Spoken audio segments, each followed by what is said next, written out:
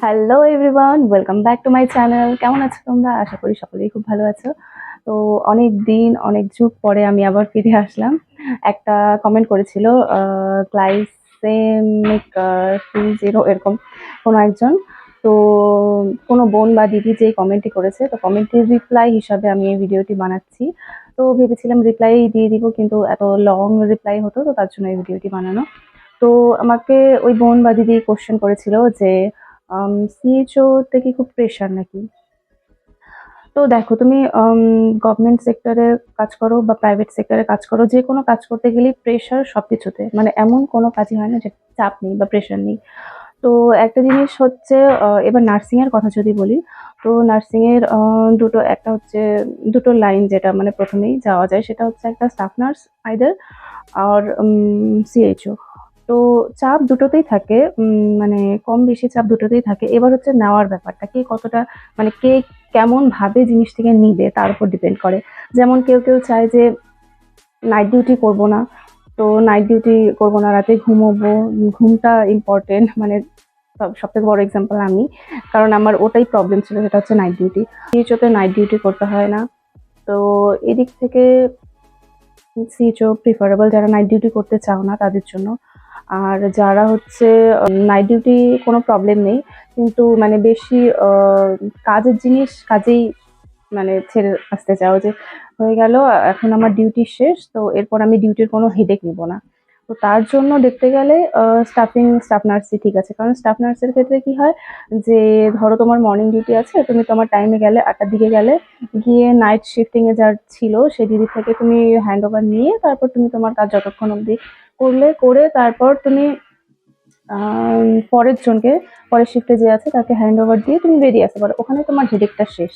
মানে ওখানে তুমি হ্যান্ড ওভার দিয়ে দিচ্ছ, মানে ওখানে তোমার আর ওটা নিয়ে বাড়িতে গিয়ে ভাবতে হবে না। কিন্তু সিএইচওতে কি হয়, সিএইচওতে তোমার হচ্ছে 24 আওয়ার তোমার অ্যাওয়ার্ড থাকতে হবে। প্রেগনেন্ট ওমেন যারা আছে তাদের ক্ষেত্রে তাদের ভিজিটগুলো, এএনসি ভিজিটগুলো ঠিকঠাক হলো কিনা, তারপর তাদের at the time of delivery তারা অ্যাম্বুলেন্স, ব্লাড এসব ঠিকঠাক ইয়ে করলো কিনা তাদেরকে জানানো, এবং আশাকে দিয়ে তাদেরকে পাঠানো। এসব মানে তুমি যদি ডিউটিতে নাও থাকো, ইভেন তুমি যদি ছুটিতেও থাকো, তবুও তোমার এসব ব্যাপার নিয়ে তোমার কিন্তু নিজেকে অবগত রাখতে হবে। তো এই দিক থেকে দেখতে গেলে হ্যাঁ, হালকা প্রেশার আছে, তবে যে কাজটিকে ভালোবেসে করবে, যে উম, মানে কমিউনিকেশন ঠিকঠাক এরকম রাখতে পারবে, তার কাছে প্রেশারের কিছু নেই। কাজ মানে প্রেশার, সবকিছুতেই প্রেশার আছে। এবার আমার কথা যদি বলি পার্সোনালি, তাহলে এক্সট্রা আমার কিছু প্রেশার থাকে, হেডেক থাকে। যেমন আমি টিউশন পড়াই, 7টা থেকে শুরু করে রাত 9টা অবধি আমার কন্টিনিউ কাজ করতে হয়। তো প্রেশার আমার জবের জন্য সেরকম লাগে না। সিএইচও হতে গেলে আরেকটা জিনিস করতে হয়, যেটা হচ্ছে টেলিকমিউনিকেশন। যে সমস্ত কেসগুলো তুমি হ্যান্ডেল করতে পারছো না বা বুঝতে পারছো না যে কি হয়েছে, সেখানে পেশেন্টকে পাশে বসিয়ে ডক্টরের সাথে ভিডিও কনফারেন্সের মাধ্যমে পেশেন্টকে দেখিয়ে তার সিচুয়েশন জানানো হয়, এবং তার অ্যাকর্ডিং ওয়াইজ ডক্টর অ্যাডভাইস দেন, এবং সেই মতো তাকে ওষুধ বা ট্রিটমেন্ট প্রেসক্রাইব করা হয়।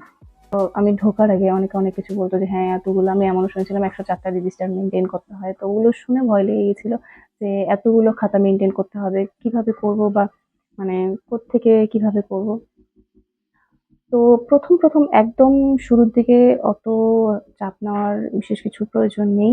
আর ওই 104টা খাতাও তোমার প্রথম মেনটেন করতে হবে না। জন্য আমি বলবো যে হ্যাঁ, তোমরা আসতে পারো। অনেকেই জিজ্ঞেস করলে এরকম ভয় দেখাবে যে না, এরকম হেডেক থাকে, সবসময় তোমাকে এটা মাথায় রাখতে হবে যে কখন কি করতে হবে কি না করতে হবে। তো পার্সোনালি বলতে আমার মনে হয় যে হ্যাঁ, যেকোনো কাজ করতে গেলেই সেটা হেডেক রাখতে হবে। এবার ওটাকে তুমি যদি হেডেক হিসাবে নাও তাহলে পরে হেডেক মনে হবে। আর যদি তোমার প্যাশন হিসাবে বা উম নিজে থেকে যদি ব্যাপারগুলোতে অ্যাক্টিভ থাকো বা নিজে ভালোবেসে যদি কাজটি করো, তাহলে পরে অতটা প্রেশার কিন্তু মনে হবে না। কমিউনিকেট করতে হবে মানুষদের সাথে, কমিউনিকেশনটা ঠিকঠাক রাখতে হবে। তুমি যেহেতু কমিউনিটি ফিল্ডে কাজ করছো, তো লোকজনের সাথে তোমার সম্পর্কটা ভালো হতে হবে। তো সিএইচও তে যদি কেউ আসতে আগ্রহী হও, অবশ্যই আমি বলবো অবশ্যই আসো। ভালো একটা জব। তবে কি হয় মানে, তোমাদের ঢুকে হয়তো প্রথম হালকা পাতলা প্রেশার লাগবে, কিন্তু যত টাইম যাবে তোমরা ট্যাকেল করতে শিখে যাবে।